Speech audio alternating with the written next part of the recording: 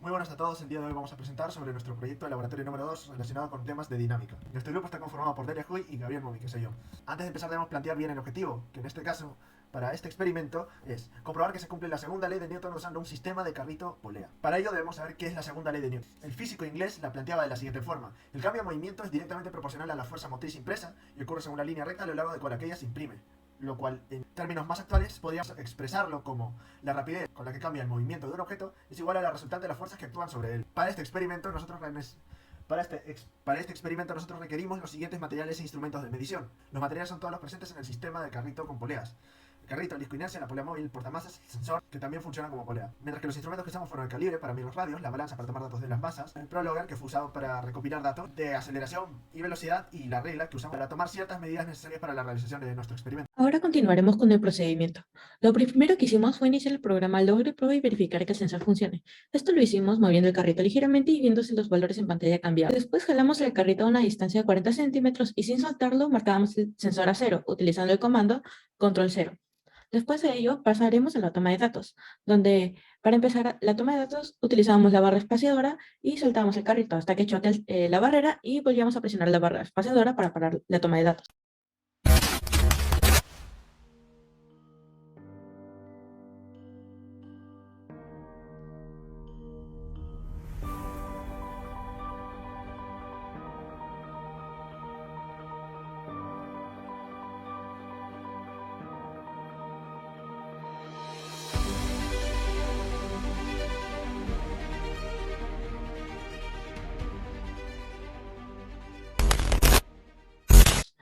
Después de ello, nos dirigimos a la barra de navegación e insertábamos la gráfica de aceleración versus tiempo.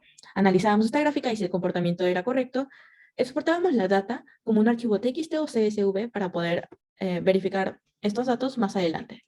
Y repetimos esta toma de datos por lo menos 3 veces. Ahora vamos a responder las preguntas planteadas en el cuestionario. Pregunta número 1. Realizar un análisis de las leyes de Newton, mostrando los DSLs para cada uno de los elementos del sistema. Pues en este caso primero tenemos el carrito, que es presente aquí.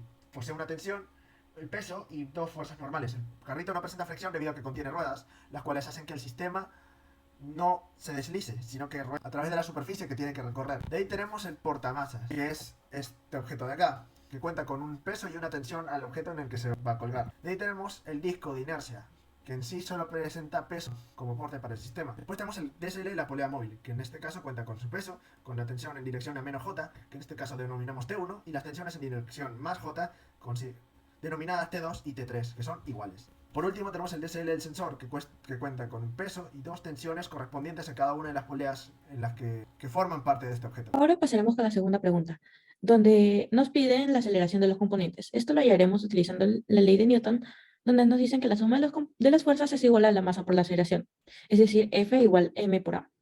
Esto lo veremos para el carrito, la polea móvil y la masa. Para el primero, veremos que el peso más la normal más la tensión daría igual a la masa por la aceleración del carrito. En la segunda, vemos que la tensión 1 menos la tensión 2 menos la tensión 3 es más la masa por la gravedad, es decir, el peso da igual a la masa por la aceleración de la polea móvil. La tensión 2 y la tensión 3 son negativas debido a que van en contra del movimiento, pues en el sistema la polea móvil se mueve hacia abajo. Y por último, para la masa, vemos que el peso menos la tensión da igual a la masa por la aceleración de la masa, dado que la tensión está en contra del movimiento. Ahora, con respecto a las gráficas de las tres pruebas que fueron realizadas. Por una parte tenemos aquí, de la primera prueba, la aceleración y la velocidad radial. Esta prueba fue frenada antes de que el carrito pudiera impactar con la superficie equivalente a cero, por lo que se ve que iba disminuyendo la aceleración y fue frenado de golpe. En cambio, en esta vemos como producto de un frenado tardío del sistema de datos se ve como una especie de rebote, ya que al impactar con la plataforma de freno el carrito retrocedía unos cuantos metros y después se volvía a acercar producto de las poleas. Pero en realidad lo que se toma en cuenta es la aceleración y cómo se mantuvo hasta el punto en el que se frena, que es poco antes del segundo número 2. Lo que sucede aquí es que el hecho del rebote altera un poco las escalas de la gráfica. Por último tenemos esta que quizás es la más precisa.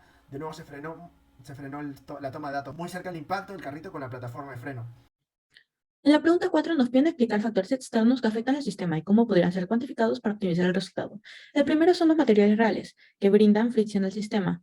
Esta fricción está representada con F sub R es igual a mu por N, donde mu es el coeficiente de fricción que varía según los materiales de contacto, y N vendría a ser la fuerza utilizada. Después está la resistencia del aire en la caída, que es una fuerza vertical en contra del movimiento. Estos factores permiten tener un modelo más real del sistema a comparación de a quienes se incluyeron. Para la última pregunta del cuestionario, nos solicitan dos métodos para hallar la aceleración. Para el primer método lo hemos realizado de la siguiente forma, con una estimación de valores usando las gráficas de velocidad versus tiempo para poder calcular la aceleración media. Las escalas de la gráfica no nos permiten hacer una aproximación precisa y de hecho por ello tuvimos que descartar una de las tres. Sin embargo, con los datos que podemos estimar y teniendo en cuenta que el valor final de la velocidad siempre va a ser cero al momento del impacto, podemos determinar que las velocidades iniciales estimadas oscilan entre 3,4 y 3,8 aproximadamente, teniendo un promedio de 3,6. Y el tiempo transcurrido también se encuentra en un rango cercano entre 1,4 o 1,6. Por lo que usando los promedios de ambas, podemos tener el cálculo de la fórmula de aceleración media, que es el cambio de velocidad, dividido entre el transcurso del tiempo, lo cual nos dejaría con una aceleración media de 2,4 metros por segundo al cuadrado.